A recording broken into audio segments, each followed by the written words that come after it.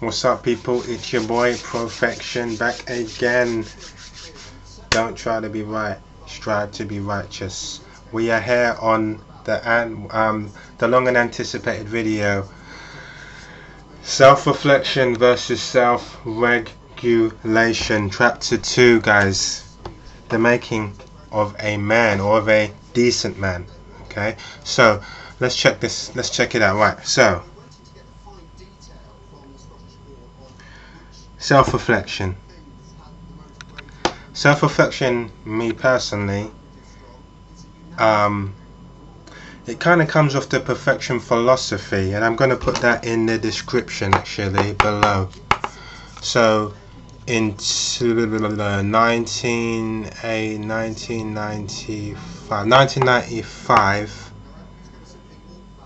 I'd struggled in school, and I came to the end of my school, and I realized that something was wrong. Again, this kind of goes on if you've been watching the videos or following them, then like I said, all of these videos, just like my website that I had about 10 years ago that got deleted, it all kind of ties into one big story. It all starts to make sense. I had left, so this kind of ties into the emotion versus willpower. I had left school at say 15, 16. I was told by teachers, look, he will never amount to anything, he's going nowhere in his life, he'll never be anything, basically. It's as simple as that. I,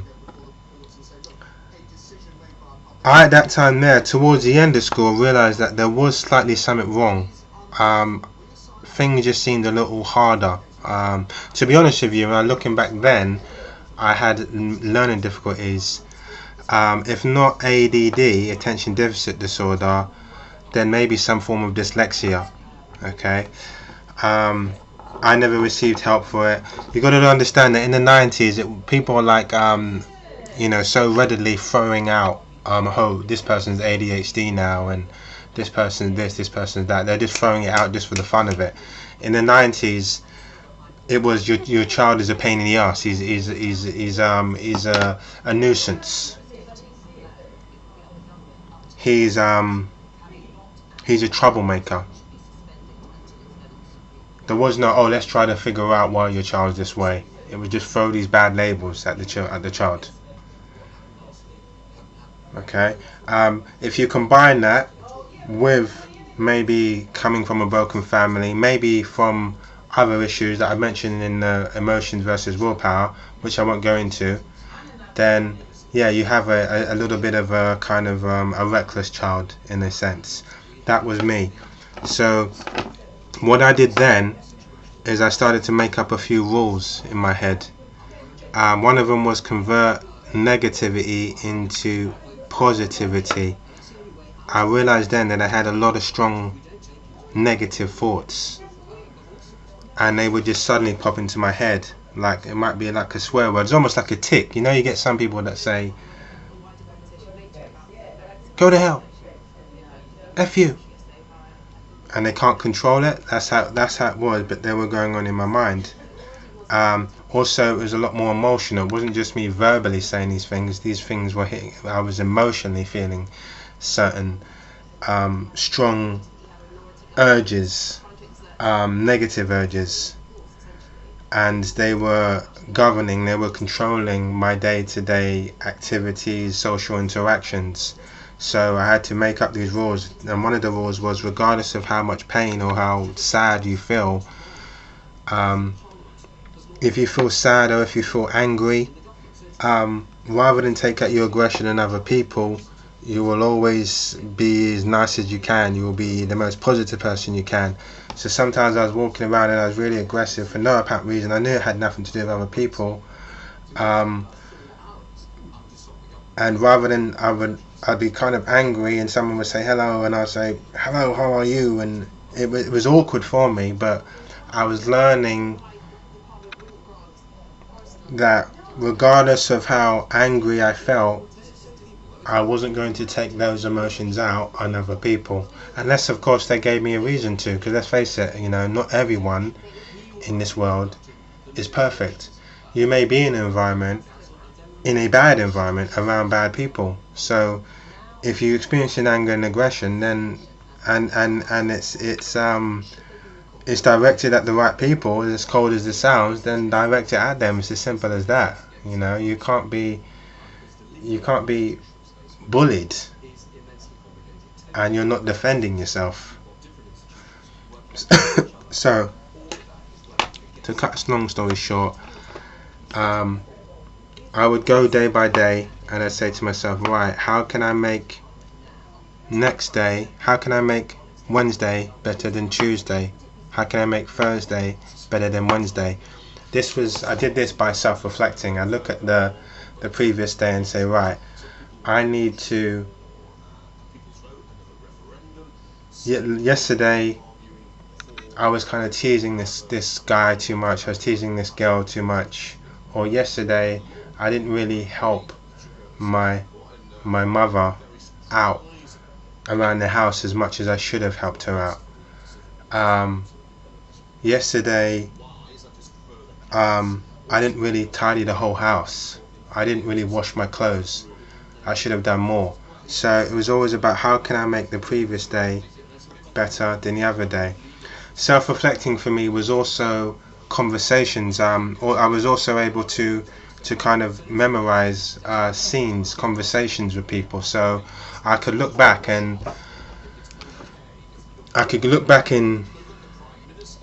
at, say, when I was, say, 17, the years were going, like, I've just passed school, I'm now in college now, I had the ability to suddenly look back at previous scenes in my childhood and in my early teens and make sense of them. I could make sense of when an adult said a particular thing to me when I was 11 years old, and I didn't understand it. It's almost like I had a photographic memory of it. Where, although it wasn't so much a photographic memory, it was like a video scene memory, and I was able to understand why they maybe pulled that kind of face. I was able to understand that why I could analyze now a situation where I was talking to a girl 2 years prior to that, and she asked me a question, and she was being sarcastic at the time, and I didn't realize it. Now I can self-reflect. I can look back and say, now I understand why she was being sarcastic then. She didn't genuinely mean it. That's the ability to self-reflect, and I've been self-reflecting ever since. The only downside with analyzing, continuously analyzing yourself, or the perfection philosophy, which should be in the description right now, is that be careful not to focus too much on yourself, too much on trying to make yourself a better person, because the reality of it is, when you step outside your door, you're likely to be outnumbered. You're likely to be one of the only decent people. So you wanna understand that you don't want to become perfect. We're all going to be cheeky. We're all going to have a little bit of banter. We're all going to say little things every now and then that upset people. However, you don't want to be malicious. You don't want to walk around being narcissistic. You don't want to be verbally abusing someone because they said no to you. You don't want to be controlling.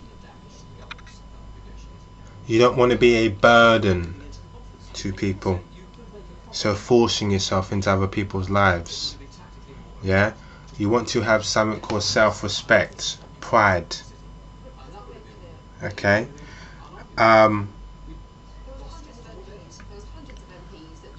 You want to give on the basis that people may not always give back. I don't give to people expecting something back in return. Okay, so the perfection philosophy aims at giving without receiving. And when you give to people, you give from a distance. You don't help someone inside of your home. You help them well away from your home, because if you help them close to your home where they live, your average person, like I said, which isn't like you, which is most likely a average or bad person, will then start to rely on you and start to come back to your place of residence, and before you know it, you've got a whole bunch of people scrounging off of you, taking your kindness for weakness. So you help people from a distance. You also have to learn when people are going too far. When you are being nice and you are learning to overcome your anger and your frustration because of maybe childhood trauma, you're suddenly unable to control your emotions, and sometimes you're out of control.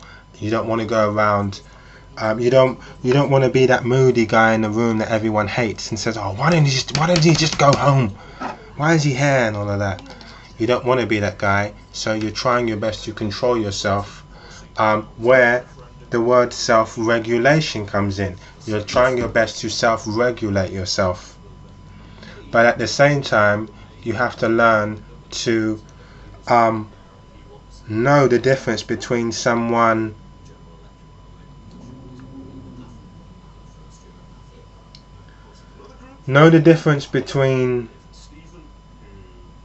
you being overly aggressive to someone for no apparent reason, and someone being rude and disrespectful to you and you not standing up for yourself. Even if you are filled with anger and rage and you're sitting down at the workplace and you're angry, but you're just doing your job, and someone comes over and they're being, maybe they don't like the vibe or the energy that you're portraying. And that's another video, like I said, about energy. They don't like that energy that you're portraying, so they're being a bit rude. You have to learn sometimes to stop blaming yourself. All you can do is be the best person you can be. If this is who you are, then this is who you are. However, do not let people take liberties with you. Okay? Now, self-regulation, I just mentioned it there. Okay. Yeah, so the last thing I say, if you need to unleash the beast, but make sure there's probable cause, okay? That's what I'm saying to you. The perfection philosophy isn't about being weak or a pussy. It's about being a decent person. You can look in the mirror and know you're a decent person, regardless of what the world thinks. I don't need someone. People can vote any one of my videos down. That's all. That's good. I don't talk about it. I live it. Okay, that's how I look at it. Right, self-regulation. Right, so the power to self-regulate is that, say you're 15, you're 16 years old, you're struggling to maybe socialize because you're overwhelmed with anger, you're unable to concentrate, all of these sort of things. At that age now, you start to be introduced to things like drugs, because most people at 16, 17 are experimenting with those kind of things. You're suddenly getting hooked on things. You're suddenly maybe getting hooked on cigarettes. You're getting hooked on marijuana. Because the people around you now start to see the perfection philosophy rubbing off, you are in a room trying to be a beacon of light as opposed to just blending in. Remember, you don't go into a room and start putting people down. That's not what the perfection philosophy is about. It's about working on yourself. So you're not really too concerned about how other people are. You're more or less concerned about how you are. Okay? So what I mean by that is you're not walking into a room judging people. However, if it comes to your doorstep, then you have no choice but to judge, because this is in your home environment. I don't walk on the street judging people.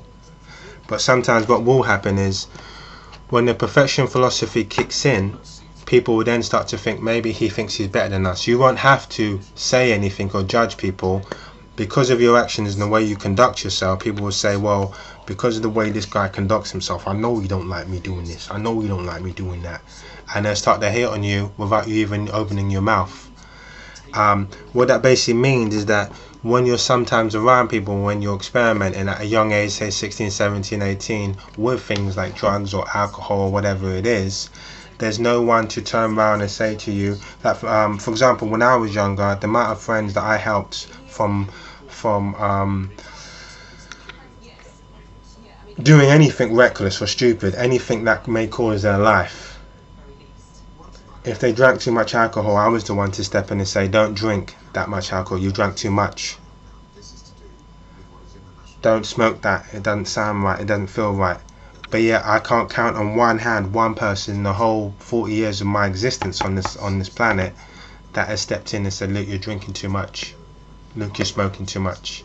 I can't think of one person. So in my life, I've had to self-regulate. And every now and then, the bums and the sellouts have revealed themselves, because what's happened is, if I've got to a point where I'm drunk, I'm like, alright, I can't drink no more. These people, these wolves have exposed themselves, because they said, no, Luke, drink more. No, Luke, smoke more. Luke, try this. What's that? Try a bit of this. Try a bit of that.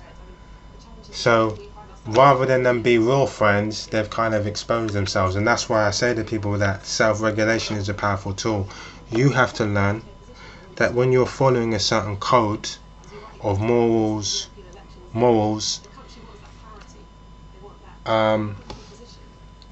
you know, integrity, you know what I'm talking about, principles, you know, decency, that sometimes people will be gunning for you, and no matter how much you're doing for those people to help them and to stop them and look out for them, it's a one-sided affair. So you have to learn to self-regulate. You have to learn to say, right, I will only go past this point when I drink. I will only go by this point, past this point when I smoke. I will not go around these environments, because I know that these environments are unhealthy for me. I've been there, I've done it, I've gone to those environments, it didn't work out. So only, what did they say? A fool learns by his own mistakes, a wise man chooses to learn from others, okay? But with me, I haven't been the wise man, I have been the fool. But guess what?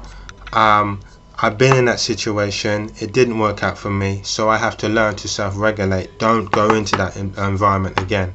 It might work for average people or normal people, but with for you struggling from mental health issues, you can't go into that environment. Don't do it. Don't do it. We've been there, done it.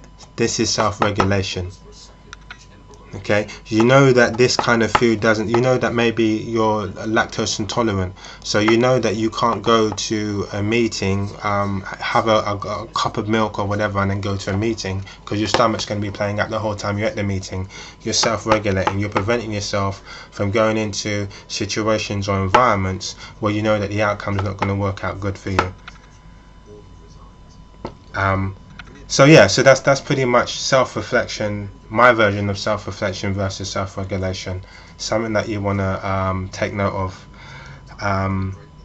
especially if you're coming from a vulnerable environment and there's not that many people looking out for you, or maybe you're the role model, so people don't feel they need to look out for you because you're the role model.